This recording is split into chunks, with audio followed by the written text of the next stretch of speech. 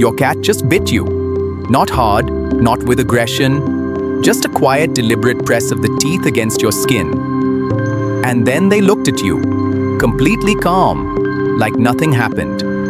You probably laughed it off, maybe pulled your hand back, maybe assumed your cat was being moody, or overstimulated, or just a little unpredictable. But here's what you didn't know. That bite was one of the most intentional things your cat has ever done. And the fact that most people misread it as aggression, as a warning, as random behavior, means most cat owners are missing one of the clearest signals of deep emotional bonding their cat will ever show them. By the end of this video, you're going to understand exactly what your cat is communicating when they bite you gently, what's happening in their brain, why they do it specifically to you and no one else, and what it means about the way your cat actually sees you. This isn't a quirk, it isn't moodiness. What's actually happening is far more complex and far more profound than almost anyone realizes. Ask any cat owner what a gentle bite means, and you'll get one of two answers. The first answer is overstimulation. The cat was enjoying being petted, hit some invisible limit, and bit you as a way of saying stop. It's the most common explanation. Veterinarians repeat it. Cat care websites repeat it. It's essentially become the default interpretation. The second answer is personality. Some cats are just like that. A little unpredictable, a little sharp, it's just who they are. Both explanations share something in common. They treat the behavior as a negative, as a signal of discomfort or limitation or mild aggression dressed up in a small package. But here's the problem. When behavioral scientists actually began observing cats who perform this behavior, tracking the body language, the context, the physiological state of the animal before and after, what they found didn't match either explanation at all. The gentle bite, in the majority of cases, wasn't happening during overstimulation. It wasn't happening in cats with difficult temperaments. It was happening in moments of complete relaxation, in moments of closeness, in moments that, by every behavioral measure, looked less like irritation and more like intimacy. Something else was going on entirely.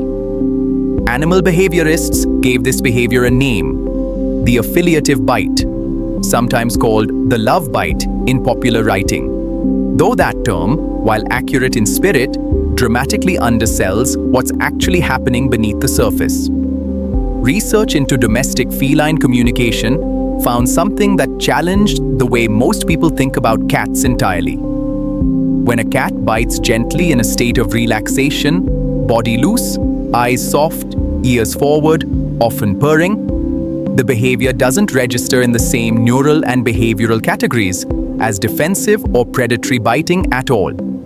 It registers as bonding behavior. Specifically, it maps almost perfectly onto a category of behavior called allo-grooming, the social grooming that cats perform with members of their inner circle. Animals they trust, animals they have chosen. And here's the part that changes everything. Allo-grooming in cats always includes biting. Not as a mistake, not as an accident, as a deliberate, functional component of the behavior itself. The bite is part of the signal, not a deviation from it. Which means when your cat bites you gently, they aren't malfunctioning. They aren't expressing irritation in a confusing way. They are grooming you. They are treating you as a member of their inner social circle. And they are using the exact same physical vocabulary they would use with the cats they trust most in the world. But that raises a question nobody thinks to ask. Why does a solitary predator groom anyone at all? In the 1990s, researchers studying feral cat colonies in urban environments made an observation that would become foundational in feline behavioral science. They expected to find mostly solitary cats, independent hunters, sharing space out of necessity but not by choice. What they found was different. Within established colonies, cats formed what researchers identified as preferred associate pairs. Specific cats who sought each other out repeatedly, rested in physical contact, and engaged in prolonged mutual grooming sessions. These weren't random pairings. They were consistent, selective, and deeply stable over time. And during those grooming sessions, researchers documented something specific. The grooming would follow a predictable sequence: extended licking of the head and neck, followed by a series of small, deliberate bites to the same area, followed by a return to licking. The bite wasn't interrupting the grooming, it was part of the grooming. Functionally, it helped work through matted fur. Neurologically, it stimulated the skin in a way that licking alone couldn't achieve. And socially, it communicated something that the lick alone didn't fully express. It communicated, "I am completely at ease with you. You are safe with me." This is trust. When researchers then turned their cameras on domestic cats living with humans, cats who had grown up indoors, cats who had never been part of a colony, they observed the same sequence, the same body language, the same deliberate pattern behavior.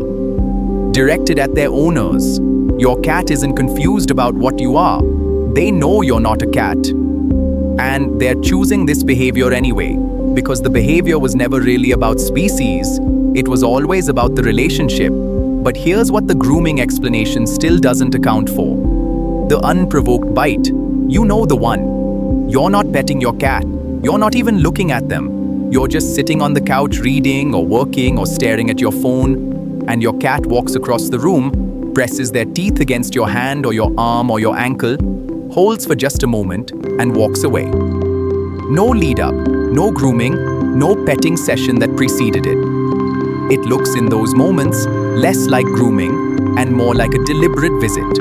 Like your cat crossed the room with a specific purpose, completed it, and left. What purpose? The answer requires understanding something about how cats experience time, space, and emotional regulation that most people never learn. And it goes back much further than the behavioral studies.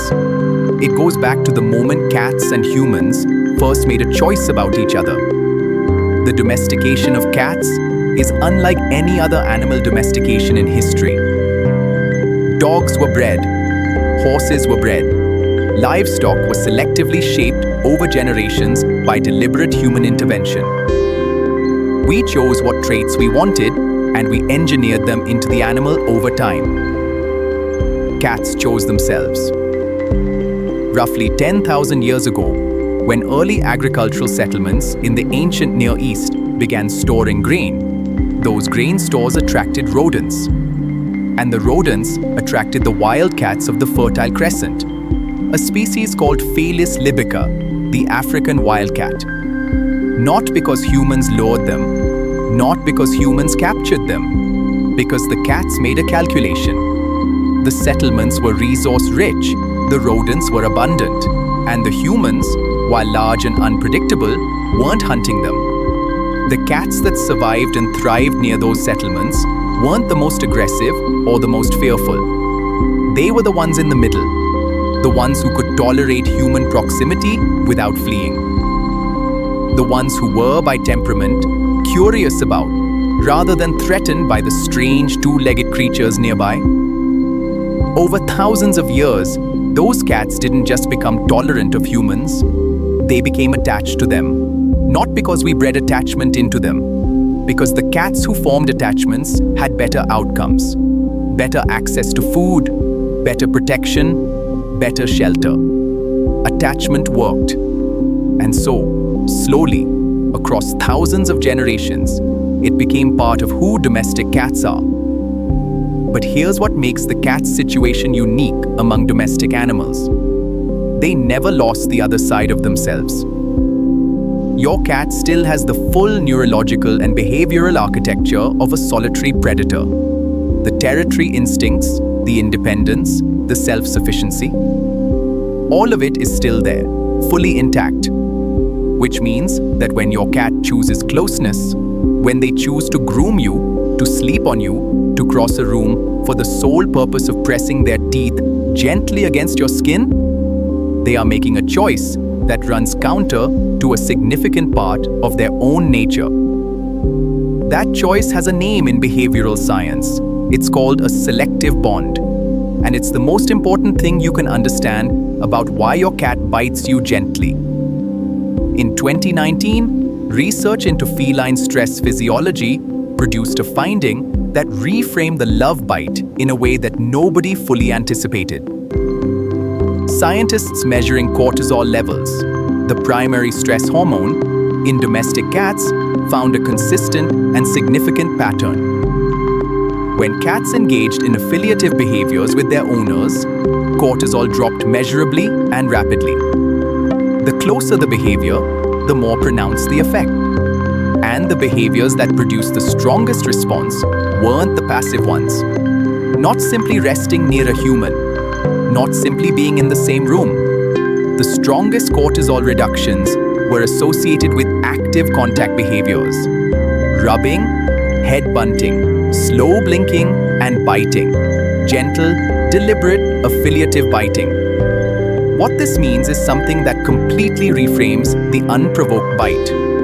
Your cat isn't just expressing a feeling when they bite you gently.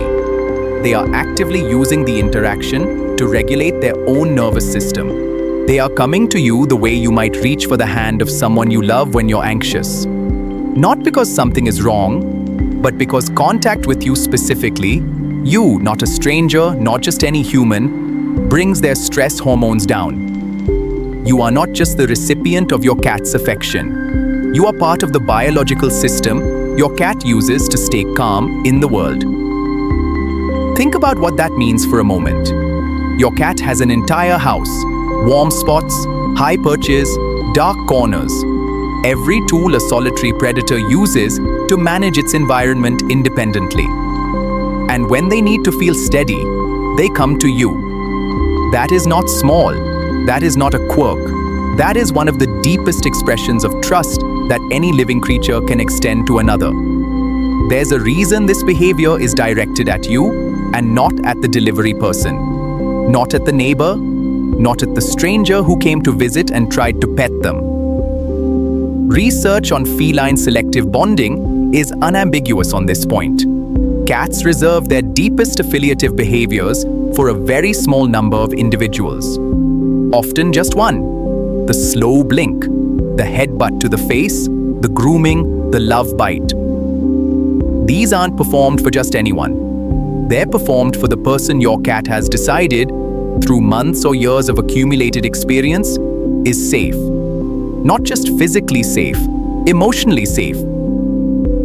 Your cat has watched how you move, how you respond when they approach, whether you give them space when they need it, whether you're predictable, whether your presence in the room changes the feeling of the room for better or worse. And based on all of that quiet, constant observation, they have made a determination about you. When your cat crosses the room and bites you gently and walks away, they are not being random. They came to you with a specific intention: to make contact, to complete the circuit, to remind both of you, in the only language they have, that the bond is intact.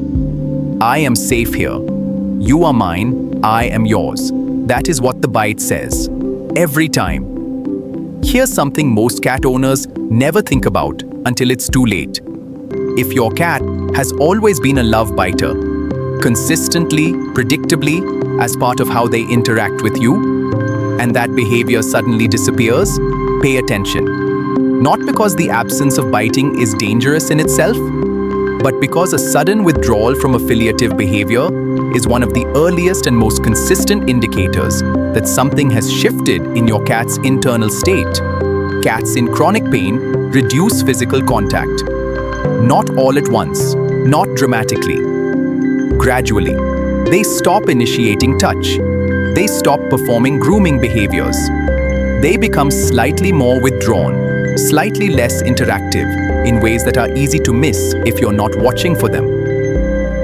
Cats experiencing anxiety do the same thing.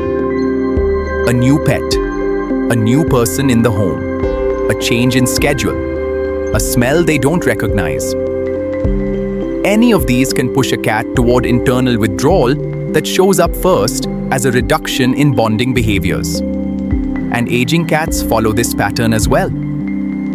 As cats move into their senior years, affiliative behaviors can diminish not because the bond has changed, but because the physical act of initiating contact has become more effortful. The warning isn't, be alarmed if your cat bites you less one day. Life is variable. The warning is, if you know your cat and you notice a consistent pattern of withdrawal from behaviors they once performed reliably, take it seriously. It is information. Your cat is telling you something has changed.